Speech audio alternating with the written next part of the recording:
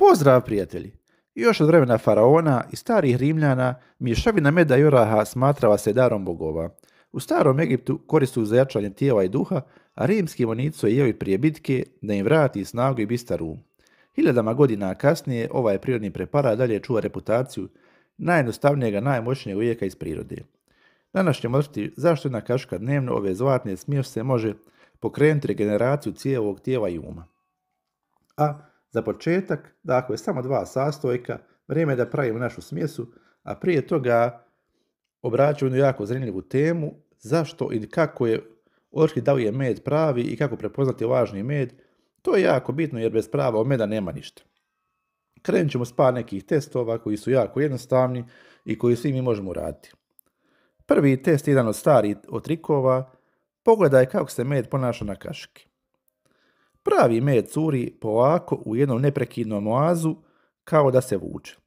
To mi vidimo na našem ovdje primjeru.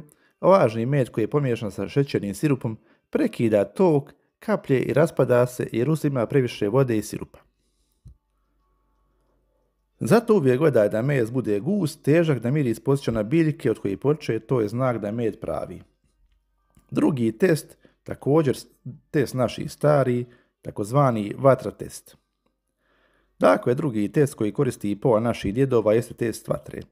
Na komad papira stavimo malo meda i pokušamo ga zapaliti šibicom upaljačem. Ako med ne gori, znači da je prirodan, nema dodatnog šećernog sirupa ni vode. A ako počne da pucketa, pjeni se ili gori kao šećer, to je jasan znak da je lažan jer sadrži dodatke koji se karameliziraju i tope.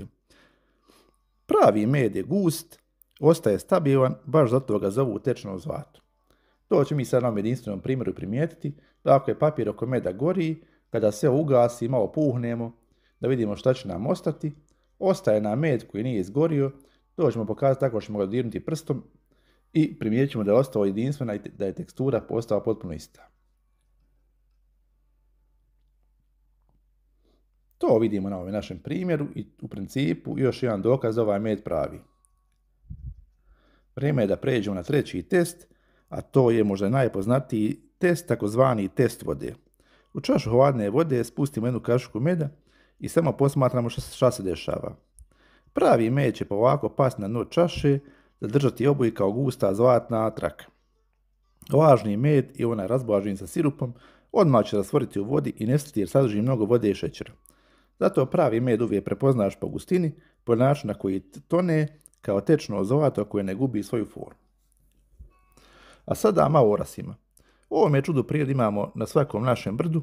Oras su hranjiva bomba, sadrže zdrave masnoće, bjelančevine, kao i magnezij. Najvažnije su omega-3 masne kiseline koje hrane srce i mozak. Nekada su naši stari govorili da orah liči na mozak jer ga i hrani i nisu bili daleko od istine. Redovno konzumiranje oraha poboljšava pamćenje, jača krvne žile, snižava loš holesterol i daje energiju koja traje cijeli dan. Zato kada se orah spoji sa medom dobivaš savršenu kombinaciju, med nosi energiju, a orah snagu i stabilnost. Zajedno oni hrane tijelo i um, baš onako kako su znali stari narodi prije hiljadama godina. Kada smo sigurni da je med pravi, da su orasi zdravi i svježi, prelazim na pripremu. Orah naravno sitno sameljemo i usnimo ovako nožem. Ubacimo prvo jedan sloj meda ispod, pa preko orahe pa ponovo med, da sve to fino sjedini. Smjestimo u neku staklenu teglu i posudu, nikako metalno, čuvamo na hladnom mjestu.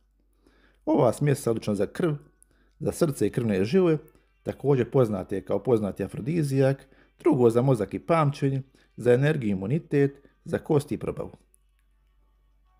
Zato su naši stari govorili, ko svako jutro pojede kašiku meda i oraha, neće znati za doktora. Priroda je sve smisla, naše je samo da je poslušamo. Dragi prijatelji, to je bilo to za ovaj video. Nadam se da ovaj video svidio. Ako želite još ovakvog sadržaja, preplatite naš kanal, podijelite vaša iskustva koje imate i to je bilo to i vidimo se u nekom od naših sljedećih videa.